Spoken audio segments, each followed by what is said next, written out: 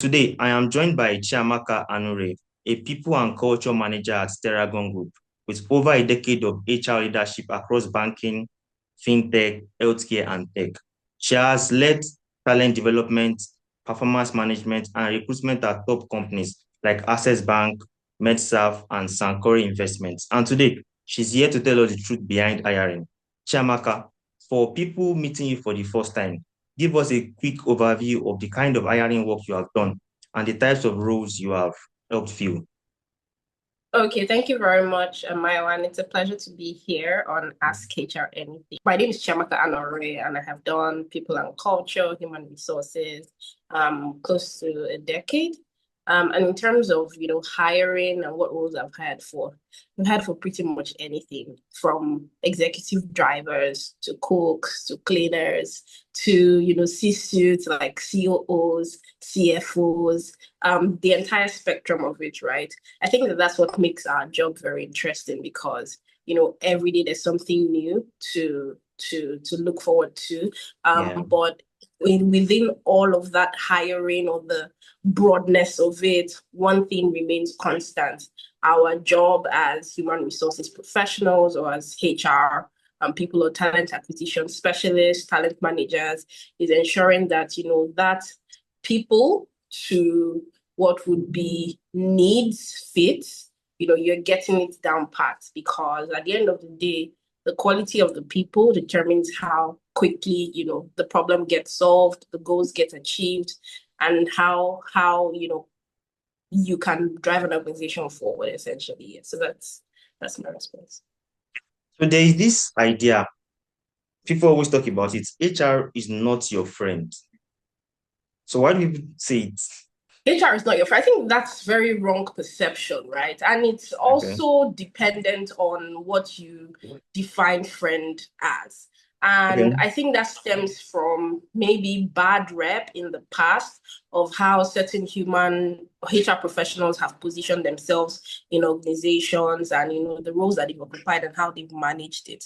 So I do not say that HR is your friend in the sense that you just open my door, come into my office, and then start to have chit chats with me, Yeah. right?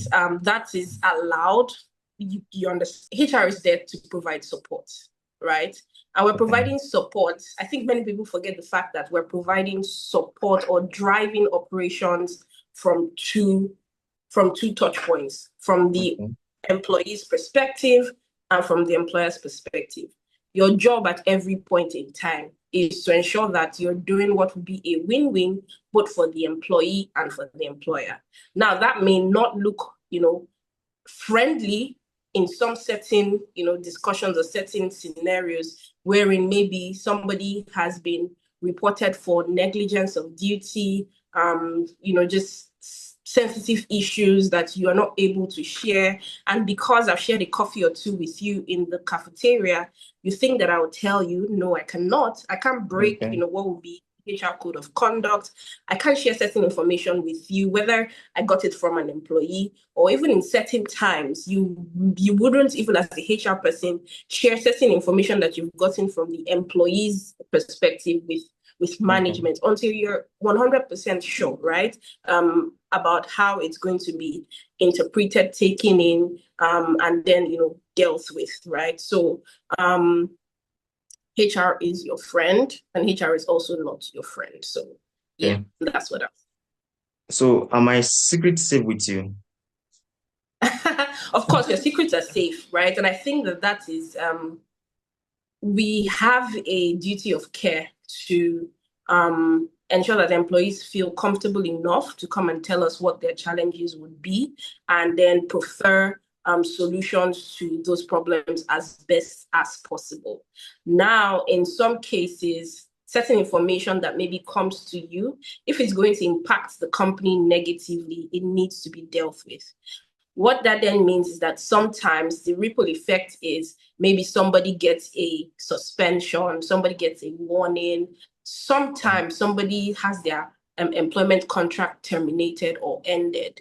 But that's just doing your job. That's just doing what is in the best interest, like I said, for everyone. So as human resources professionals, we think broadly and then we narrow in, deeply, right? To be able to, ensure that the organization is running smoothly, what will be goals that have been set are being achieved on time, on target, and with as minimal resource as possible. So yeah, that's how I put it.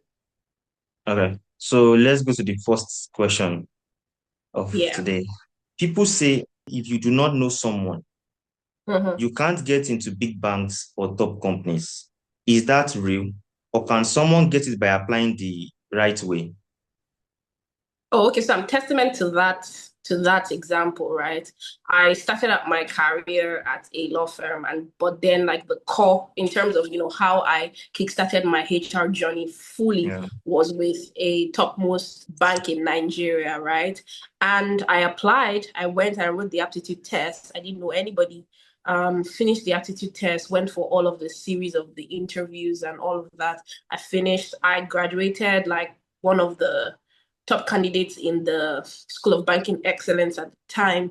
And I got into human resources and I've been flying since then. Did I know anybody? No. I was just a young 24-year-old at the time, right?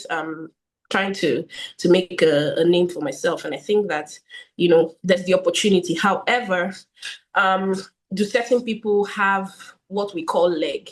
Yes, there's no denying that fact, right? And leg or referrals, as I would put it, right? Referrals help to push certain conversations along, well, especially even as you advance in your career, right? There's word about, oh, there's an opportunity here. I have worked with Maiwa like 5 years ago, and I know that Maiwa does solid work in the area of performance management. The organization where I'm currently at has challenges with driving performance and managing performance. By no means I will recommend Maiwa for the job, right? Sure.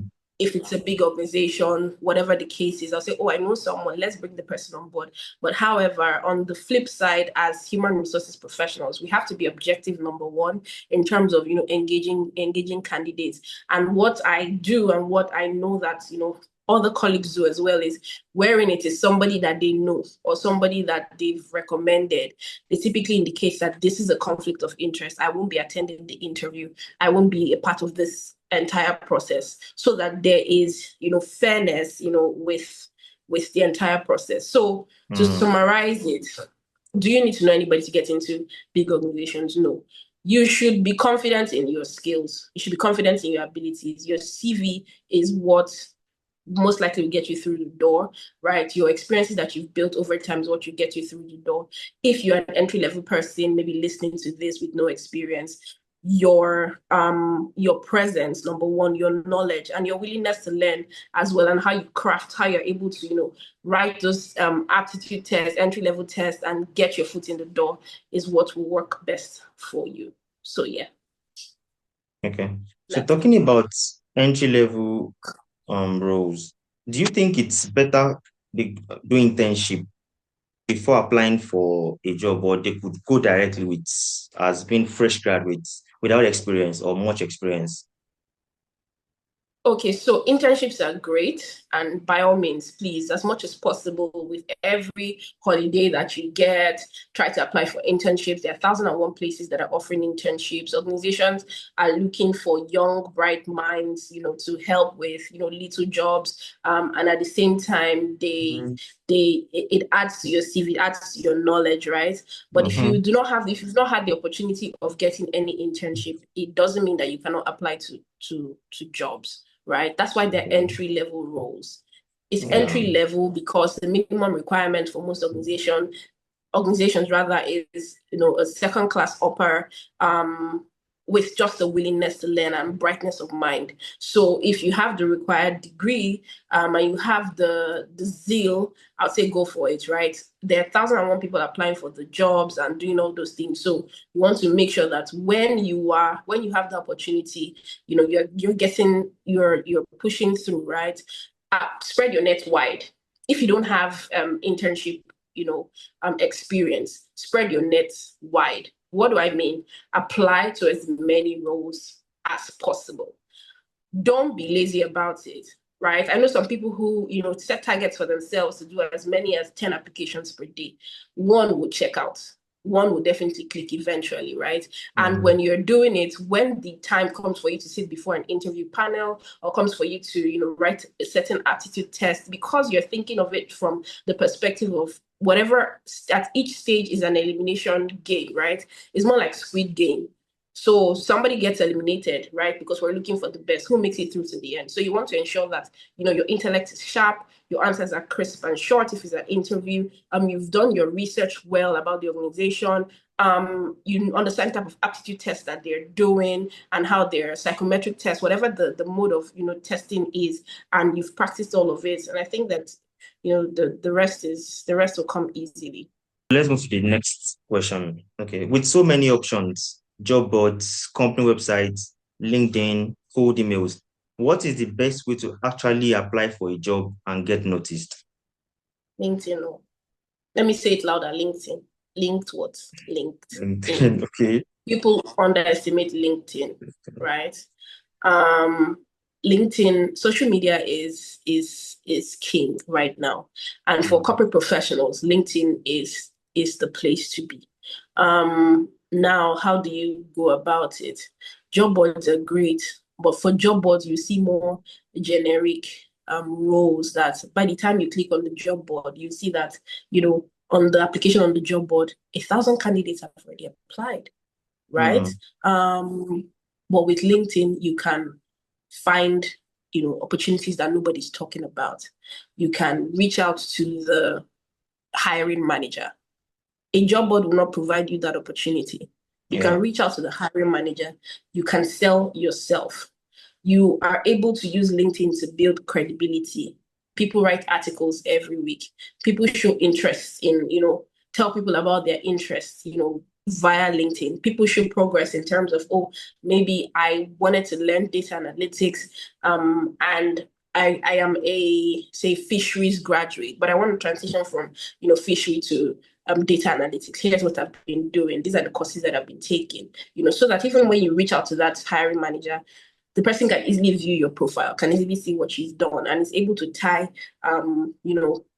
value to your name. And I think that with that, a lot of people get called for interviews, get, that first opening of the door into the room, right? So when you get into the room, how you manage it then becomes your own cup of tea. But don't sleep on LinkedIn. Don't sleep on it. Learn how to use it. Yeah. So does cold email works? It works. Don't get me wrong, it works. But guess how many emails are in my inbox at the moment? Maybe 100. That's small. Wow, 500. And everything says, IT placement, CWS, internship.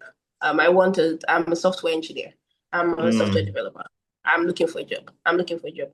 It's like this. It's a funnel, right?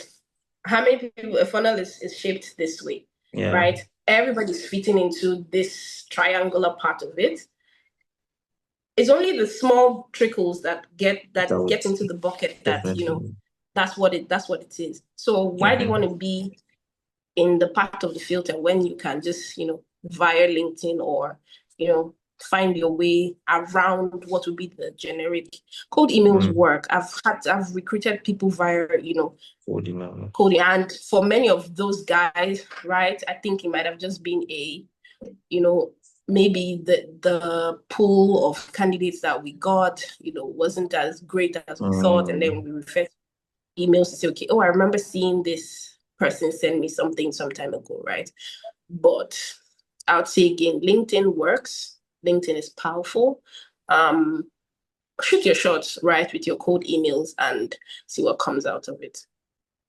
So there is this approach I tell my people to use. Job seeking is like sales. If you want to make any sales to someone, one, you create value. And the reason why the way you are creating value from is problem solving. And I believe this in so much. Every company in this world has a problem. Be it Tesla, Google, whatever the company. So now I tell them, make your research. Do as Mm-hmm. much research as you can do. Get one Mm-hmm. problem they have that you can solve. Let's say, for example, you're a Mm-hmm. marketer and you realize this company, they're not doing well on their social media. You could tell them, I realized you're having this problem, blah, blah, blah, blah, blah. Then your solution to just be just one thing, and you position yourself as that as a solution. So what do you think of this approach? Do you think it's effective or it's just still generic? Oh, no, it's spot on, right? I recently had an interview with a marketing executive, and what was and I had the interview with several marketing executives, or candidates, as it were. What was the deciding factor for part of the deciding factor for me was I said, okay, you're a marketing, expert. You're applying to this role. So take a look at did you take a look at the company's website? You take a look at our social media pages. How do you think we can position ourselves differently? What do you think that we're not doing wrong, or that we're not doing right, rather? And what would be your take on solving that problem? And you would see people that actually were intentional in terms of coming to the interview, or people that just 30 minutes just say, hey, it's my week, my makeup, Yeah. I have an interview. So it will be very, very evident. The thought process, the flow of thought, Mm. the things that they're communicating, it would come through usually. And then you can even tell when you ask candidates, do you have any questions for me? People who have done their research, you would know. I'll give you an example. There's a recruiting for a senior role for an organization one time, and this candidate had been referred, right? Okay. When you say your question was about, getting leg into if you Yeah. have, if you know someone, does that help you? This Yeah. person had been referred, and to be honest, when I went into that interview, I did not have much expectations, right? And I was mind blown because not only did she do her research on the role, she went as far as watching YouTube videos where, executives had spoken at events, what they had spoken about. She built a story from way back to the present for the organization, and was able to speak to trends and then how she thinks she can add value going into the future. Asked us why we dropped certain products, why we dropped certain initiatives, and what we're looking to do in the near future. So whether or not that person was referred, or whether or not that person knew someone to get their CV through, right? Gotcha. What was constant was value. The person was Yeah. bringing a lot of value. Fine. The person had a lot of knowledge. The person was willing to roll up her sleeves and do the dirty work. And the person was hungry for the role, right? So I Mm. think that's what to keep in mind at every point. All right. Good. So let's move to the third question. So, Yes. have you ever caught someone lying on their CV? What tipped you off, and what happens when that lie gets exposed? Oh, you do now. People lie a lot. There's a lot of No, aspire to I perspire, know, right? right? Yeah. So, but it's usually easy to spot because when you Yes. ask, for instance, someone says that, oh, I'm leading people like to. I think it's important that people check buzzwords. So people come Mm. and say, oh, I'm leading a cross-functional team. I'm part of a cross-functional team, and I'm Mhm. leading XYZ initiative across XYZ geography. And you say, Mm. okay, perfect, awesome.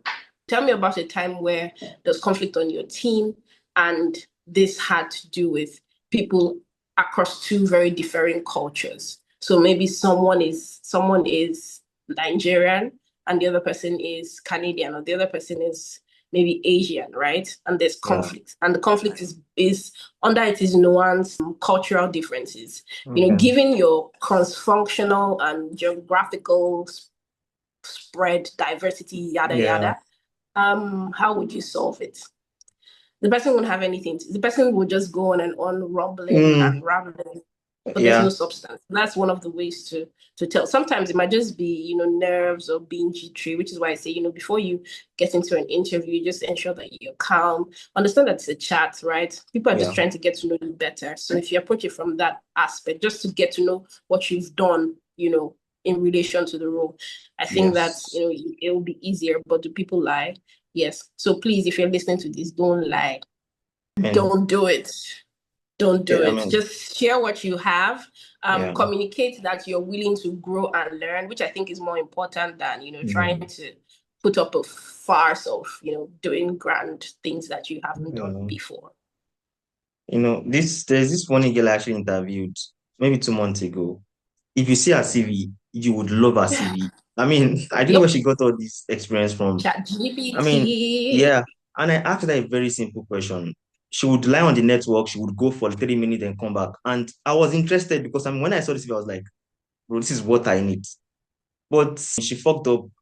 At one point, it was so obvious that she was lying. In fact, I messaged her that we should do another interview. Because I was so interested in this CV, but she didn't even show up. So it was obvious that she did not have everything she claimed she has. So it's very bad to lie. You would always get caught every time. Yeah. Yeah. So the fourth question, from all the interviews you have done, what is the best approach that makes a candidate stick in your head? The one that makes you want to hire them? Value. The candidate's ability to communicate value, right? I'm not hiring you because I'm trying to close numbers. Closing on your recruitment target is important, but I'm hiring because I have a need and there's a problem to solve. So what sticks for me, or what sticks in my head, is your ability to connect your experiences, to connect your growth trajectory to what would be the role that you're being interviewed or that you're applying to or for, as well as how you're able to then, communicate that this experience that I have will be useful in ABC, would, change, things from point A to point B, and communicate, here's how I've done it in the past, here's how I see myself bringing that experience to bear on this role if you give me a chance. So I think that what sticks to me is, number one, sincerity of thoughts and mind, as well as your ability to communicate values, as simple as that, right? Your CV gets you through gets you in front of the interviewing panel or in front of the recruiter, but your ability to communicate value is what sticks in whoever's head. Guess what? The people who are listening to you are looking out for a couple of things, right? So how you're able to connect your experience with the problem that the organization actually has, that's what will, make you rememberable. Because people are thinking, if this person joins my team, here's what the person can do. Here's how the person can solve this problem that we've been having. So that's it. As simple as that. All right. So the fifth question. When you open a CV, what is the first thing your eyes go to? And how fast do you decide if it is a yes or a no? I think it will be JD to CV fit. Then I start from looking at what will be your most recent experience and how it fits into what I'm doing, because there's also that recency bias, for want of a better word, right? When you're trying to streamline candidates. So if somebody has done certain things like 10 years ago, the conditions then, the reality then, the nuances then will be totally different from what we're looking for now. Does the person have the knowledge? Yes. Would the person be able to deliver? Maybe not, because guess what? There are a lot of, new research, new additions, times have changed and all of that. So I would say that how recent is your experience? How relevant is your experience to the role? That's what, and then numbers, how you're able to actually, people forget it a lot, even with, things that are what will be soft skills. They'll say things, so how do you communicate that, because I recruited 10 people, here's what it converted revenue to, from 100 million to 200 million. You should be able to know how to communicate that in your CV. So yeah, I look out for numbers a lot. So that's what I know. Okay, so experience and numbers, your achievements. Yes, experience, relevance, and numbers. All right. So the sixth question. So let us keep it real here. What is the widest or pettiest reason you have ever rejected someone's application or after an interview? this work that we do is a very interesting one. Sometimes you leave an interview wondering, was it just me or was this just weird, right? Yeah. Yeah. So I had an interview once where the candidate was lying on the bed with singlets. I think this thing is common. So Yeah. yeah, no bad rep to Gen Z guys, but please, you people, eh, let's let's do better. Was wearing singlets. I'm like, I don't understand. Me, that I'm the person recruiting you, even if it's remote, I still wear shirts, still combed my Yeah. hair. And you that you're looking for the job, you are coming to me with singlets. Yeah. And then for CVs, weird emails like, Chiamaka's got you. Baby loves you. Mascot.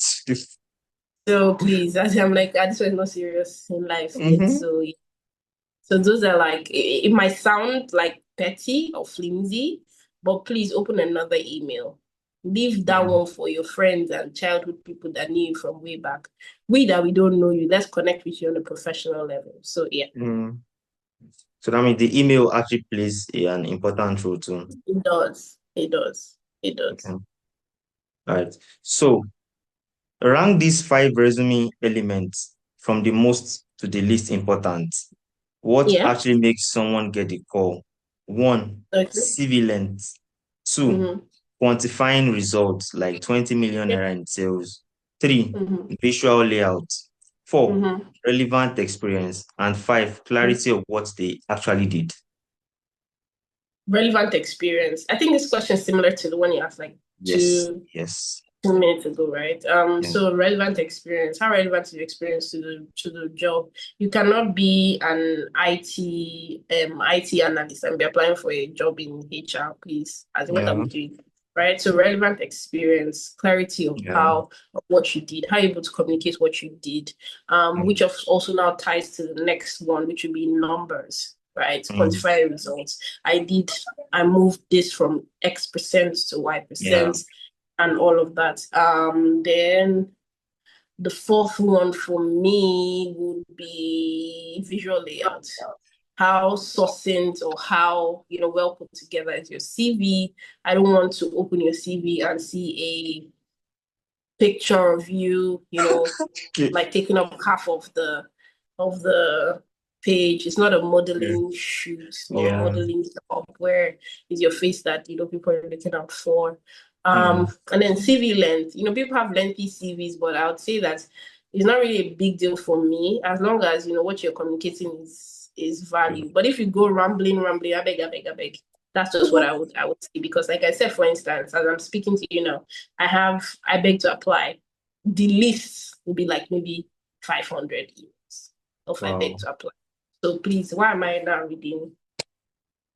Mm-hmm. Yeah. Mm-hmm. So just to Yeah. summarize it, the relevance of experience, clarity of what you did, quantifying results, let the numbers do the talking, then just make it tidy in terms of visual appeal, and the final one will be CV then. Okay.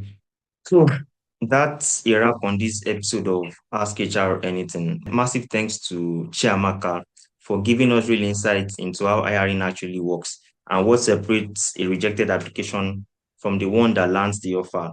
So if you ever felt stuck, ghosted, or unsure why you didn't get the job, follow for more answers from the people who actually hire. And you can also drop your questions in the comments. We'll bring them into the future episode. And this episode of Ask HR Anything is brought to you by Saint 10. Catch you next time.